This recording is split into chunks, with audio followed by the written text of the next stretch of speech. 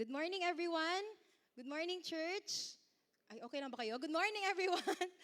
Ayan, good morning. So, welcome to Victory Davao. Welcome to our 10 a.m.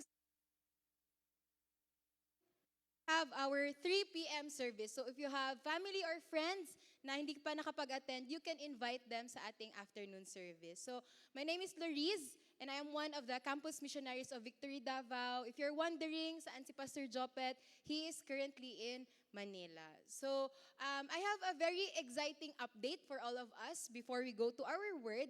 This July, actually, we started our campus evangelism campaign. If you have been attending here, ayan, palakpakan natin si Lord. Ayan, and if you have been attending here, you know that the heart of Victory is really to reach out to the next generation, to the students. And here are some of the pictures that we did. So last Wednesday, Thursday, and Friday, kami with our student leaders, some singles volunteers, and family life ministry volunteers, we went to the University of Mindanao, one of the campuses here in Davao, to approach students to share the gospel with them. And it was such an exciting time that around, I think, 50 students heard the gospel. So let us give our praises to our God. Ayan. So, amazing yon kasi it's actually just the end of summer classes. So, imagine as the school year begins, I believe, there's really a greater harvest and fruitfulness of students, diba? That we want to disciple them, we want to reach out to them. And after we preached the gospel, we invited them for a pizza, and then we played board games. So, please pray that aside from feeding them and playing with them, we can transition to really discipling the next generation. But not just that, this week, Wednesday, Thursday, Friday, we will be going to USEP na naman this time. And we will go there, we'll do the same. We will approach students, preach the gospel to them, magpapizza pa rin, at just really hang out with them and get to know them. So I hope na if you know someone, a student, or maybe teachers sa USEP, or you want to be part of the team to reach out, please approach us later, or si Daniel or si Zif, or any one of the staff, so you can partner with us in reaching out USEP. So together, let's change the campus and let us change the world. So we're just so excited for this upcoming school year and the many volunteers who were part of doing this. So this is really in connection to our series, New Gen, or New Generation. Because for the past Sundays, in our New Gen series, we have been going through the life of David. Diba? King David in the Bible. We learned about the victories that David experienced, diba? How from being a low-key shepherd, diba? He was just tending the sheep, tending his father's flock, and yet God placed that calling and purpose for him that someday he will lead the Israelites. God sent Samuel to anoint him as king. Imagine, he was just being faithful with taking care of the flock. And yun pala, God had a greater purpose that someday he will take care of God's flock, okay, of the Israelites as king to them. So, not just that, we also heard about his great victory over the giant Goliath. Diba? I think for those na lumaki sa church, or maybe you've watched yung mga animations about Bible stories, we're familiar with that. That the Israelites' army were so afraid of the giant Goliath. And yet David boldly, with the strength of God, defeated him. So grabe, amazing si David, diba? And indeed, the Bible talks a lot about his amazing obedience, about his great victories. Kaya nga, diba, marami tayong kilala na David ang pangalan. Diba? Lahat siguro tayo at some point in our life, we had a classmate or a friend who's named David, diba? So I hope hindi natin balikan na, ay, si David yung bad influence sa akin. Ganun, di ba? So, we have a lot of friends who are named David because David in the Bible is so inspiring. But today, in our topic, the third week of New Gen, we will be talking about a dark moment in David's life. You know, this is a reminder that at times, external victories do not guarantee a person's internal purity. Na possible pala, na for the longest time, di ba, everything seemed perfect, but at the end of the day, man's heart is corrupt. Na we cannot just bank on na, Lord, I served you before, I'm so faithful before.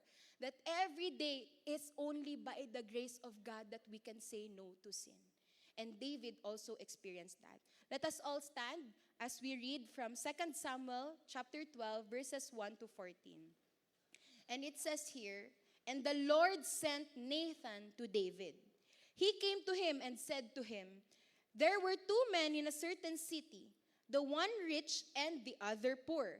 The rich man had many flocks and herds, but the poor man had nothing but one little ewe lamb, which he had bought. And he brought it up, and it grew with him and with his children. It used to eat morsels and drink from his cup and lie in his arms, and it was like a daughter to him. Now there came a traveler to the rich man, and he was unwilling to take one of his own flock or herd to prepare for the guest who had come to him. But he took the poor man's lamb and prepared it for the man who had come to him. Then David's anger was greatly kindled against the man, and he said to Nathan, 'As the Lord lives, the man who has done this deserves to die. And he shall restore the lamb fourfold because he did this thing and because he had no pity.' Nathan said to David, 'You are the man. Thus says the Lord, the God of Israel, I anointed you king over Israel, and I delivered you out of the hand of Saul. And I gave you your master's house and your master's wives into your arms, and gave you the house of Israel and Judah. And if this were too little, I would add to you as much more. Why have you despised the word of the Lord, to do what is evil in his sight? You have struck down Uriah the Hittite with the sword of the Ammonites. Now therefore the sword shall never depart from your house, because you have despised me and have taken the wife of Uriah the Hittite to be your wife. Thus says the Lord, behold, I will raise up evil against you out of your neighbor, and he shall lie with your wives in the sight of this sun. For you did it secretly, but I will do this thing before all Israel and before the sun.' David said to Nathan, 'I have sinned against the Lord.' And Nathan said to David, 'The Lord also has put away your sins. You shall not die. Nevertheless, by this deed you have utterly scorned the Lord. The child who is born to you shall die.'" Let us pray. Lord, we stand here before you today, knowing that we are not perfect, knowing that, Lord, a lot of us, we have busy, loud, noisy hearts and minds. Lord, I pray, God, that you will break down any wall that will hinder us from receiving your word. Quiet our hearts, quiet our minds, give us a sound mind and a willing heart. Lord, purify us from the inside out. Lord, we thank you that you know us. And Lord, because you know us, I pray that we will experience your great love for us. Lord, bless the preaching of your word. In his name we pray. Amen. You may now be seated. So the verses that we read, diba, I told you it's one of the darkest moments in David's life. So that was 2 Samuel chapter 12. So what happened? Why did God send Nathan to David? Because before chapter 12, or of course, merong chapter 11. So let's go back quickly to what happened in chapter 11 at bakit ganito ang nangyari ngayon sa chapter 12. In 2 Samuel chapter 11, what happened is that while David's army, they were out there in the battlefield, they were out there in the war, the Bible says that David decided to stay behind the palace. Instead, ang sabi kasi sa verse sa chapter 11 that in the time where kings would go out to war, David stayed, 'di ba, in the palace. So David was lounging around the rooftop of his palace, and it was while he was on the rooftop that David's lust took advantage of his idleness. Instead of being there at war, he stayed behind, and while nagmuni-muni siguro siya dito sa rooftop, di ba, walking around, he saw Bathsheba. And Bathsheba, coming from her name Bath, she was bathing. Joke na to, guys. Okay. So nakita ni David si Bathsheba na naliligo while he was there on top of the rooftop, and lust took advantage of his idleness. And what happened? David committed adultery with Bathsheba. Who was Bathsheba? He was actually the wife of one of David's elite soldiers named Uriah. So this is such a big kanang issue, no? Because Uriah was actually one of David's mighty men. Kumbaga, these were like his family as well, and yet he committed adultery with Uriah's wife.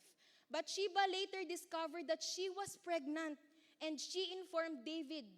And you know what David's first reaction was? He attempted to hide his sin. So David responded in deception and denial.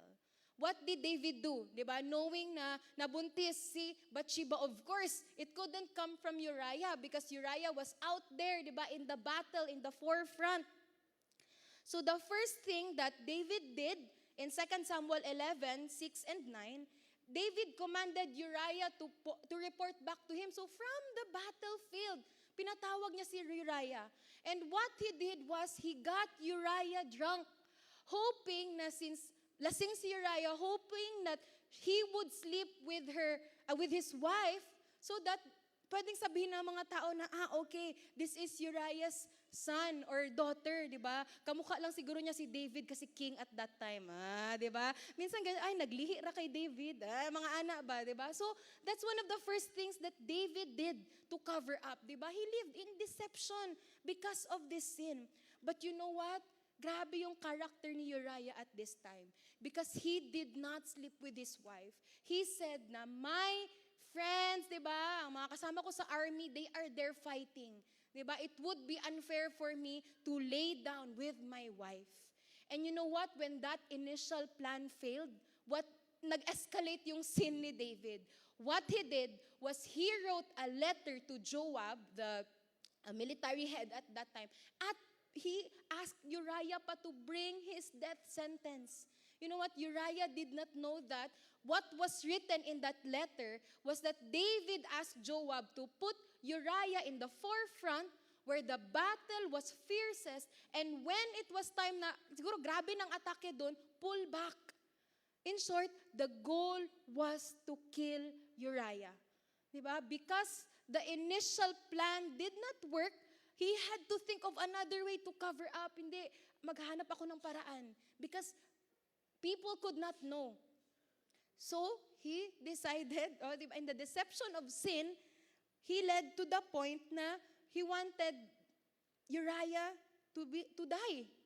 And sadly, indeed, that is what happened. Uriah was killed in battle. And when Bathsheba heard that, she mourned.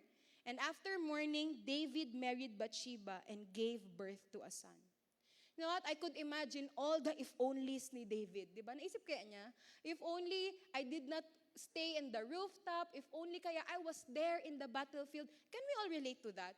I believe na all of us have those moments na when you trace it, bakit ba ako andito sa utang na to? Di ba? Grabe. It was just one wrong decision. Di ba? Ba't ba ako andito sa relationship na to? After 10 years, so pa na-realize, it's not okay pala. It's not glorifying God. Ba't kaya ako andito? It was those 2 a.m. chats, one more day, one more reply. If only I did not do that. One try of sigarilyo, one try of drinking, one try of online gambling, and where am I right now? Cover up after cover up, one sin after another. May utang ka dito na app, dito rin na app, pambayad sa isang app. You know what? It just started with one decision and then cover up and cover up and cover up. You know what we can see here? That unconfessed and undealt sin often multiplies and intensifies over time. Time will not address sin. Time will not bring healing to our sin. The Bible says only Jesus can save us from our sin. Unconfessed and undealt sin often multiplies and intensifies over time. And you know what? The Bible says na, di ba, na pregnant si Bathsheba, and nanganak siya. So of course, ibig sabihin for 9 months and more, di naman sinabi sa Bible kung kailan nangyari yung chapter 12, but for 9 months and more, it seemed like God did not deal with David. Everything just went business as usual in the palace. Kasi there's a gap of months between chapter 11 and chapter 12. But here's the thing. Don't think that for a moment na during the time that David covered up and tried to move on, don't think that everything was well in his soul. It was not. I think all of us can relate, di ba? When you are in sin, when you are living in sin, grabe, guilt can eat us up. It was not well in his soul. In fact, it was no doubt the most miserable year in David's life. Psalm 32 is actually a psalm written by David, and this is what he said during that time. Sabi niya, "My bones wasted away through my groaning all day long." So as he was living in deception and denial in his spirit, di ba nasasabi niya, "My bones wasted away through my groaning all day long." You know what? It's possible that on the outside, everything seems okay. Siguro tanggap naman ni Lord yun. Kasi okay lang, di ba? Wala man ko gikidlatan. Di ba? Blessed pa rin naman ako eh. Di ba? David was still king. Di naman siya automatic, okay, canceled ka na. That did not happen to David. But in his soul, in his heart, sabi niya mismo, "My bones wasted away through my groaning all day long." And you know what? That's what sin does to us. You know what? This was a man who was in a palace. He had the money. He had the privilege. He had the wife or the woman that he wanted. Diba? Ganun naman yung sin. Just one more. One more thing. Diba? One more night. Last na jud ni. Last na lang jud nato ning kita. Diba? Last compromise and I will stop na. But sin always wants more. And our soul, our hearts keeps rotting as we allow that sin to brew in our hearts. But you know what? David lived every day with a nagging groan in his spirit.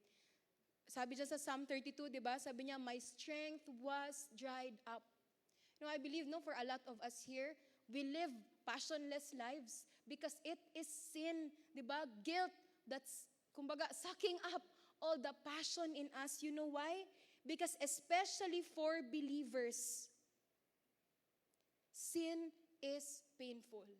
Especially for believers, if you are a Christian who has already tasted and seen that God is good, that the life in Christ is joyful. If you live a life of sin, you just know, your spirit just know that this is not what it's supposed to be. That's why a person living in sin is miserable. We see here, no, sa life ni David, that man's natural response to sin is not repentance, but actually hiding from God. Di ba automatic, I will invite Uriah para mabuntis niya si Bathsheba, siguro namimiss na niya si Bathsheba. Di ba? Okay, I will compromise in my books, accounting books in this, I will cover up with this. Because our natural response is hiding from God. Adam and Eve, di ba, as they sinned, they covered up with fig leaves, they sowed fig leaves. But again, it always results in misery and sorrow. David's actions resulted in misery and sorrow.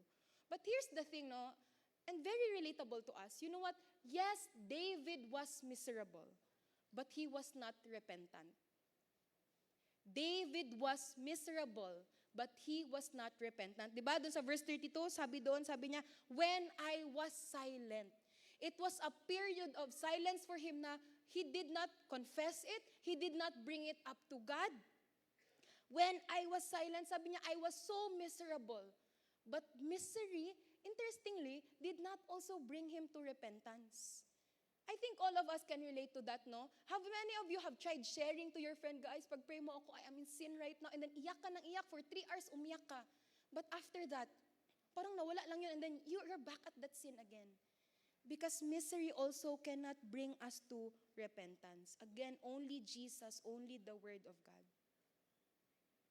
Sometimes we have excuses, di ba, that our sin naman, it doesn't affect other people. Like kay David, di ba, okay naman. The palace is still running, our economy is great, we're winning wars, di ba, it doesn't affect other people.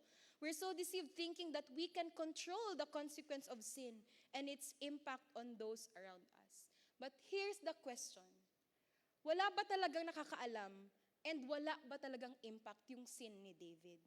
Because the thing is, the servants knew, his servants in the palace, they knew, they saw, di ba? He cannot naman sneak Bathsheba in the palace, di ba? The servants knew, Joab knew, of course, nabasa ni Joab, di ba? And for sure, as a military army na leader, he could connect the dots. Ba't kaya ganun, di ba? And after the death of Uriah, buntis pala si Bathsheba.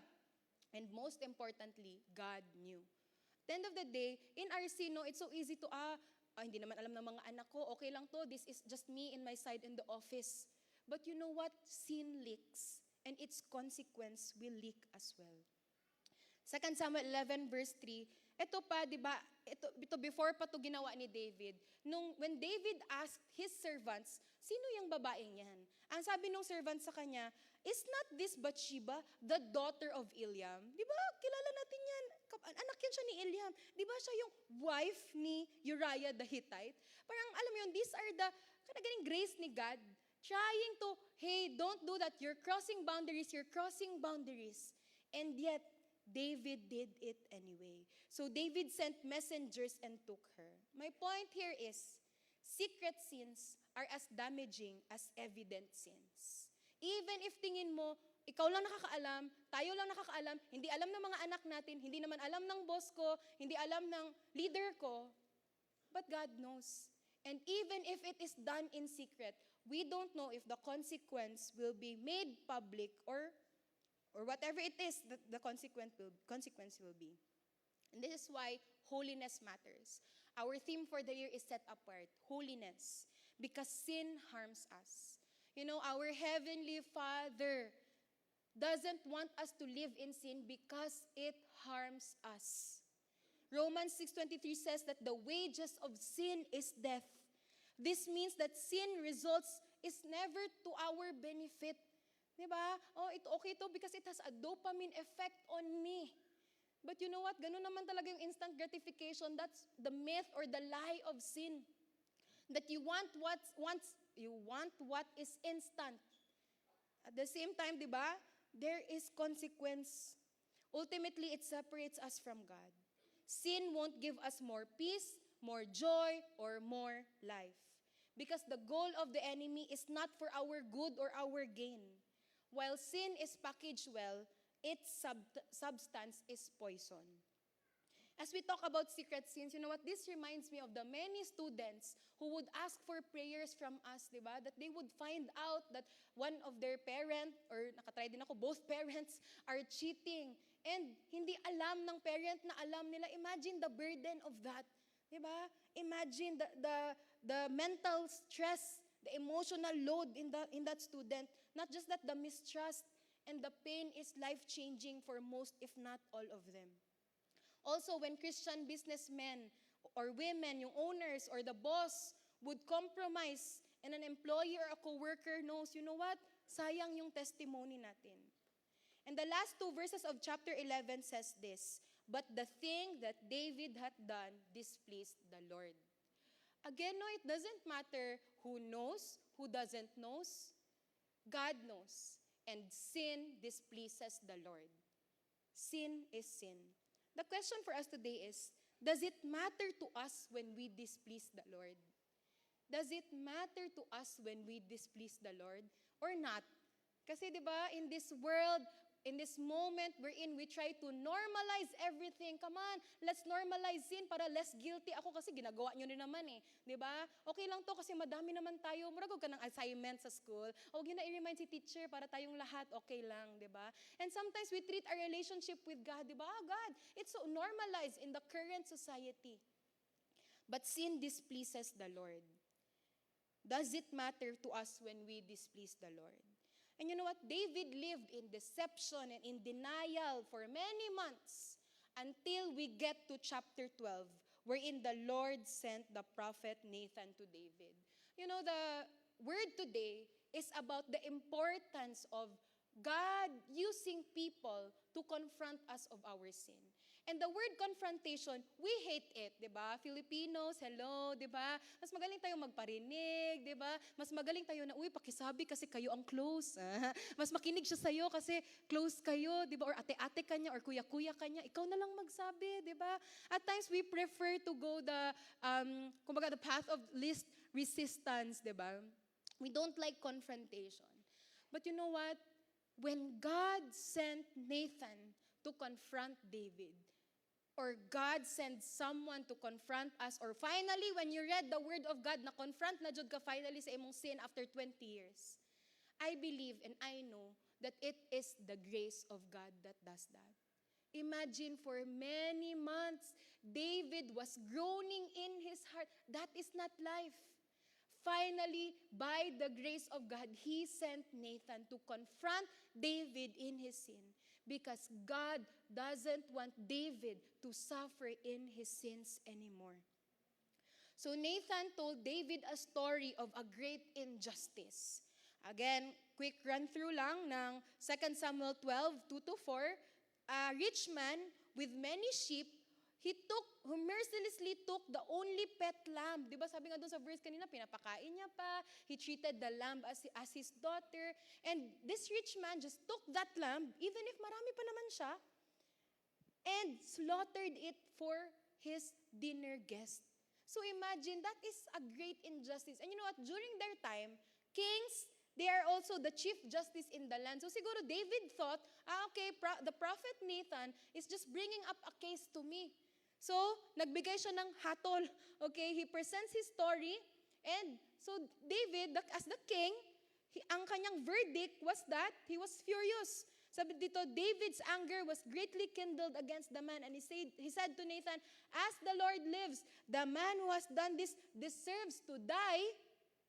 And he shall restore the lamb fourfold because he did this thing. Because he had no pity. Anong point nito? You know, David's response was excessive judgment and condemnation. Bakit excessive?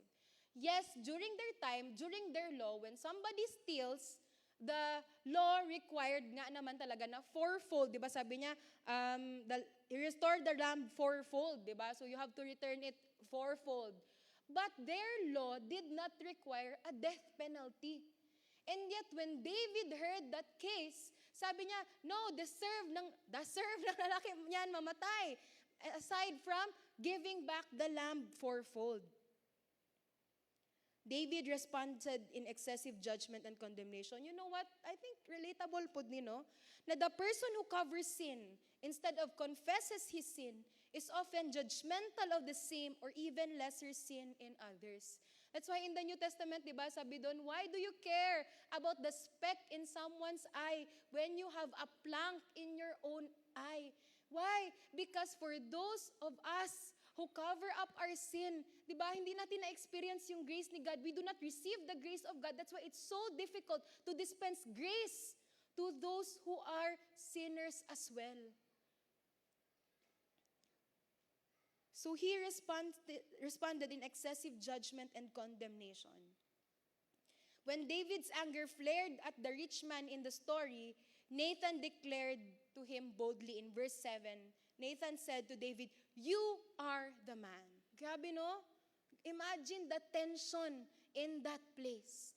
David, you are the man. Ibig sabihin, lahat ng sinabi mo, you should bear the consequence. Diba? Yung mga sinabi mo about that rich man. Thus says the Lord God of Israel, I anointed you king over Israel. I delivered you out of the hand of Saul, and I gave you your master's house and your master's wives. And if this were too little, I would add you as much more. Upon hearing this, you know what? David as king, he could have ordered Nathan to be executed. Diba? Kasi dati naman, the king had that right to just, ipapatay to siya, ayaw ko siya. Diba? I don't want this person's face. Diba? Who are you to accuse me?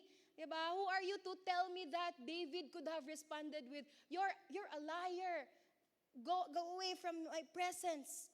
Especially that scholars say that the prophet Nathan was most likely younger than David or medyo ka-age lang sila.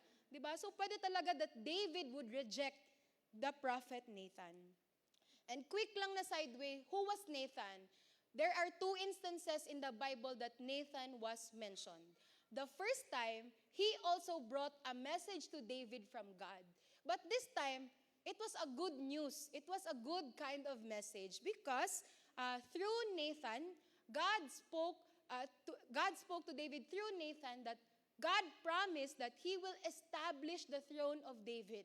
So it was a good news kind of appearance kay David. So naisip ko siguro no, as King David was sitting there, and as Nathan was approaching, maybe no, most likely, wow, baka good news na naman to from the prophet Nathan, because last time it was good news. But this time, the second time that Nathan approached David, it was this message of conviction. Today, we see here David's humility to receive God's correction through these godly relationships. Last week, we talked about David and Jonathan. And ngayon, si David and Nathan. Whether the message was a good one or a correction, Nathan obeyed the Lord in conveying it to David. In the same way, David received God's correction through Nathan. He did not label Nathan as toxic for bringing up an issue, even if it was painful to hear. Diba, when we're confronted with our sin, we have a way of being defensive, of getting angry about how it was said. Grabe ka naman, Nathan. Grabe naman yung story mo. Diba? Hindi naman ganun. Less naman yung nangyari. Exage naman yung Nathan. We can be defensive about the tone. Diba? Grabe, tinuro mo pa ako, Nathan. Dapat di mo na ako tinuro. Okay lang naman sa akin yung correction, pero wag mo naman ako ituro. Diba? We have a way of deflecting the correction. We have an issue with words, etc. Diba? Internally, we are panicking, finding words to keep covering up or finding someone else to blame. Ba't naman kasi naligo si Bathsheba doon? Diba? Bakit naman? So my question for us today is, do we have those Nathans in our life? The important question is, do we listen to them? Do we listen to them? God exposes our sin not to bring shame, but to begin healing and restoration when we respond in repentance.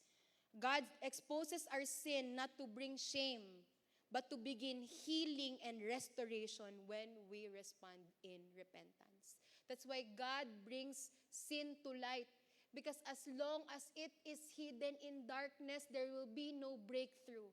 Because again, time, misery, guilt won't do anything. Only Christ can bring healing. In David's initial response of deception, denial, excessive judgment, and condemnation, none of these produced the fruit of a changed life. Diba? He was still there. He was still in that struggle, groaning in his spirit all day long. While those did not release David from sin's guilt and shame, you know what? By God's grace, David responded in confession and repentance. Verse 13, David said to Nathan, I have sinned against the Lord. And Nathan said to David, the Lord has put away your sin, you shall not die. Finally, after the confrontation, David said, I have sinned against the Lord. After more than 9 months or many months of silence, David confesses his sin to the Lord. David finally repented. What is repentance? Repentance is turning away from sin and turning to God. What happened here? The word of God broke through in David's life when nothing else could. Diba? Nathan said, you are the man. Thus says the Lord. 2 times in the scripture that we read, thus says the Lord, thus says the Lord. The word of God broke through in David's life when nothing else could. Time did not bring him to repent. As a lot of us here, maybe we're in that sin for 10 years, 15 years, 20 years, 50 years. Time did not bring him to repentance. Conscience did not get him there either. Diba? I'm so guilty doing this, pero pag mamaya, gagawin naman natin. I will just say sorry later, Lord. Misery did not bring repentance either. But the word of God broke through his life when nothing else could. My point here is that God's word can bring change in your life when nothing else can or will. God's word, the grace of God, the love of God. Sabi ni Paul, di ba? God's loving kindness leads us to repentance. But unfortunately, di ba sabi doon, God said that you shall not die. David will not die. But unfortunately, grave yung naging consequence sa family line ni David. No, it's a reminder that while we are free to make choices in life, we are not free from the consequence. And most of the time, that consequence will, hindi natin alam hanggang anong generation aabot yung consequence na yun. His sin yielded consequence not only for him, but also in the loss of the child nila ni Bathsheba, and nagkaroon ng issues and hostility among his children. As we talk about the new generation, I believe two things are important for us. Number one is to impart faith in a life of holiness. For many years, you have been attending Victory. We have been reminding you, guys, let's impart faith to the next generation, invite them, disciple them. But you know what? Aside from imparting faith, it's not just head knowledge, but hopefully in our lives, they would see that we are living a life of holiness, that we have that desire to live in holiness. Kasi if we keep on speaking faith, but our life, hindi evident ang holiness, ang hirap nun. Diba? What do you mean? Diba? It's such a struggle to keep hearing about faith, and yet we see unholy living in our homes, in our workplaces. Number two is to model a life of humility and repentance. You know, it's only possible to live a life of holiness if we are also humble and repentant.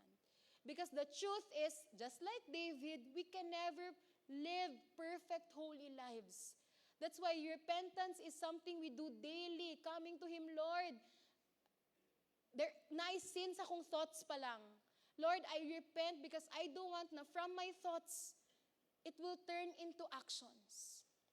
And the next generation should see that we model a life of humility and repentance. Let us raise up the next generation to live to please God and not men. And this is also the question for the new generation. If you're here, or you have, siguro anak nyo na sa bahay, or if you're a teacher and you're looking at the young people, or lahat naman tayo may kilalang mas bata sa atin, does it matter to them when they displease the Lord? Does it matter to them when they displease the Lord? You know what? If not, then that is an opportunity to disciple them.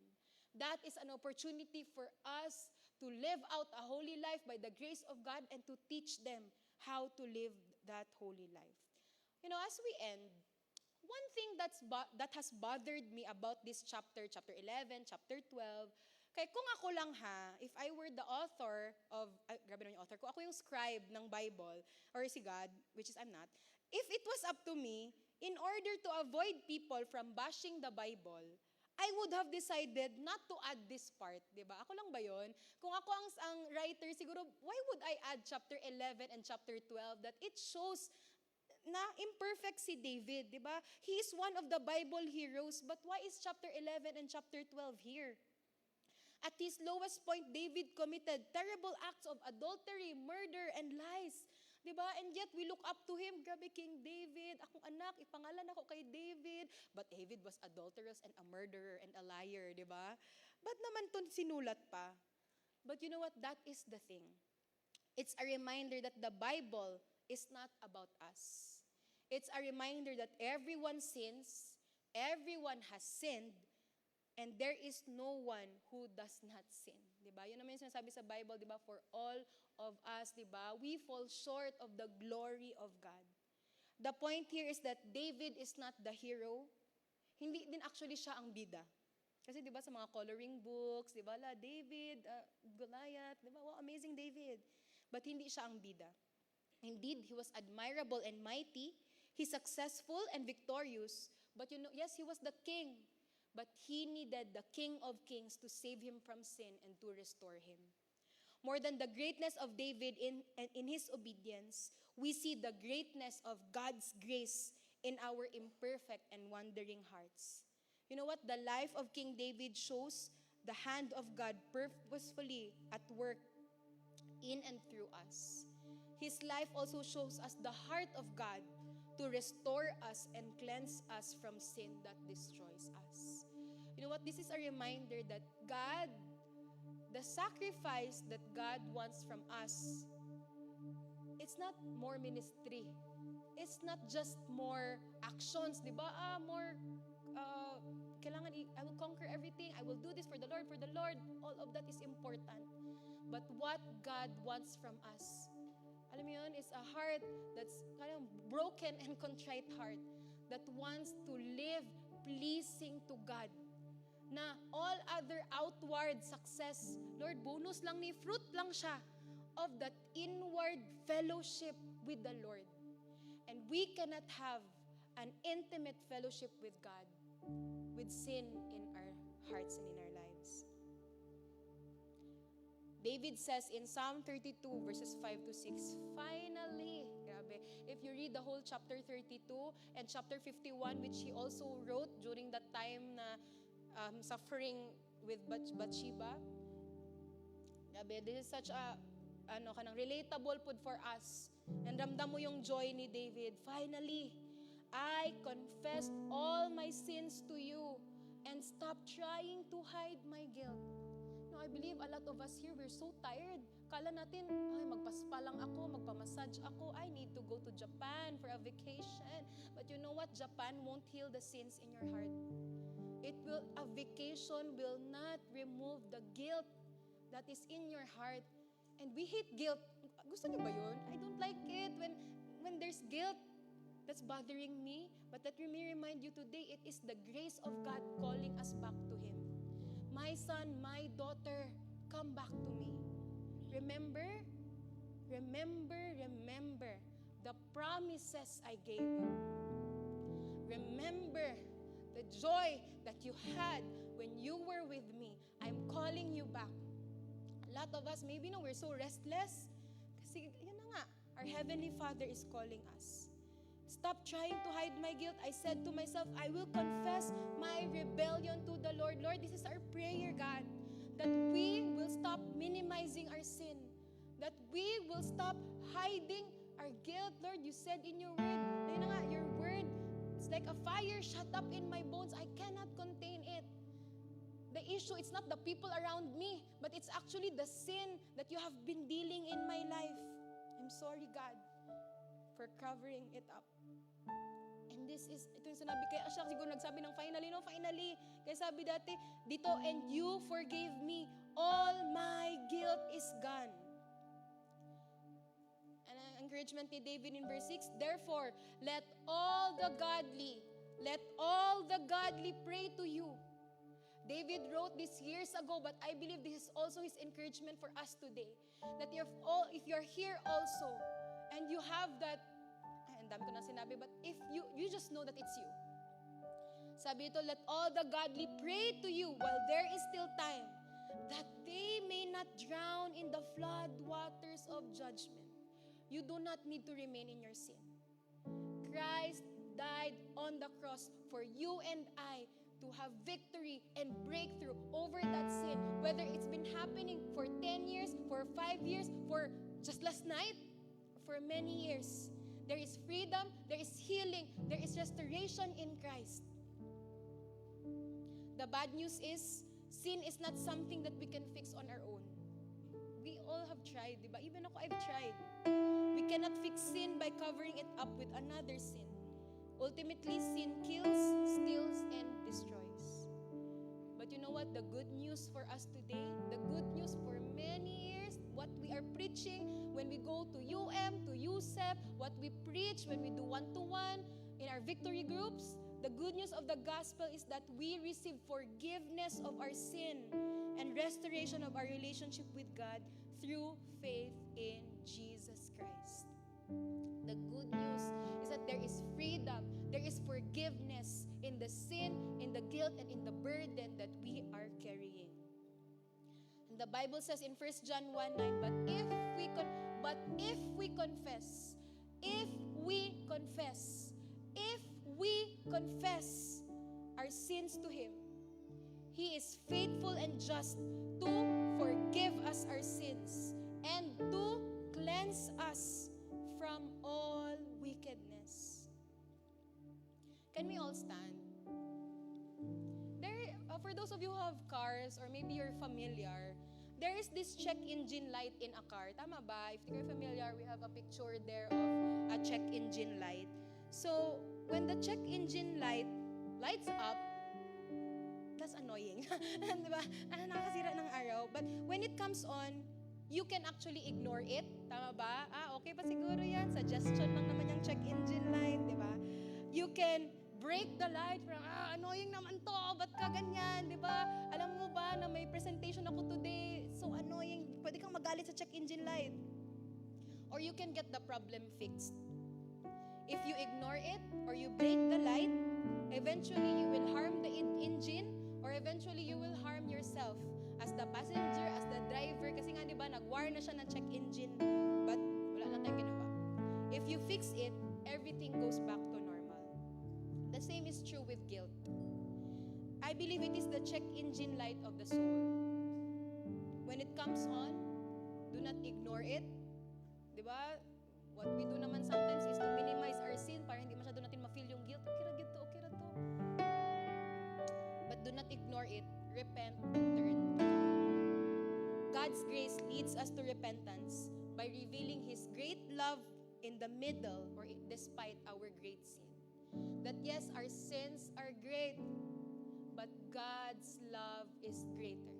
Let us pray. Lord, we stand here today, humble before you. Lord, you know us. You know our pet sins. You know our favorite sins. Lord, you know also those sins that for many years we've been praying, crying out to you, Lord, remove this. Lord, I want breakthrough. Lord, you see all this. And Lord, we pray today for your grace, for your healing hand, for your restoration to come upon each one of us. Lord, we repent and we are so sorry, God. We're sorry, God. Let's just take this time. I want you to say it in your own words. Whatever it is that God wants you to deal with.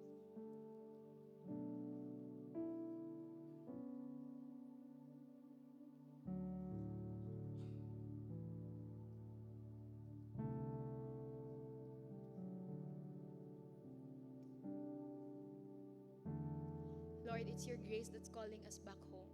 And that home is with you. That home is with you. Psalm 51, 10 to 12, this is our prayer. Create in me a clean heart, O God, and renew a right spirit within me. Cast me not away from your presence, and take not your Holy Spirit from me. Restore to me the joy of your salvation, and uphold me with a willing spirit. This is our prayer, God. Lord, help us. Lord, help us, Lord, to choose you over sin. Na, Lord, talikuran namin yung sin, to turn away from sin, and to turn to you. And God, I pray that you will send people, leaders, friends, who will help us what to do now. Now that we have repented, how do I live a pure and holy life? How do I live out this new life? Lord, don't leave us hanging. And we know that you will not leave us hanging. Thank you, Jesus, for your Son. Thank you that as Christ died on that cross, you covered the greatness of our sin. And I pray, Lord, that we will live our lives holy and pleasing to you. Thank you, God, that not one of us is exempted, that we are all great sinners, but at the same time, not one of us also is exempted from your great love, from your great compassion for each one of us. Lord, bless your people. Bless your people. Free your people. Lord, by your grace, God, help us live out a Christian life that is whole, a Christian life that is pure and pleasing to your sight. Lord, we're sorry for displeasing you. Teach us, God, teach us your ways. Church, do not let the worldly culture shape what you value. Do not let worldly culture dictate your point of view. Do not let worldly culture keep you from Christ-likeness. Thank you, God, for your great love for your people. Lord, bless us. Thank you, God, that you will empower us by your Holy Spirit. You You said in your word that your grace, it's only your grace, Lord, that we can say no to sin. In Jesus' name we pray. Amen and amen. Can we all just give a clap to our God?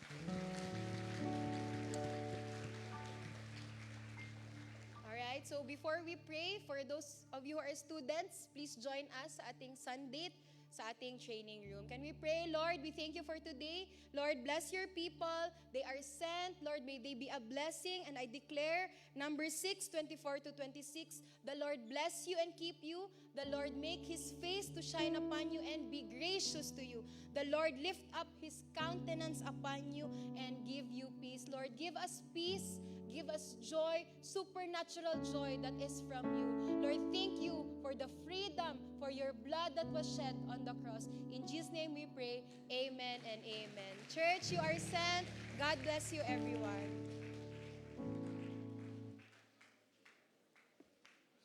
Overtime ka, ayos. Ate, end naman to. Time to end.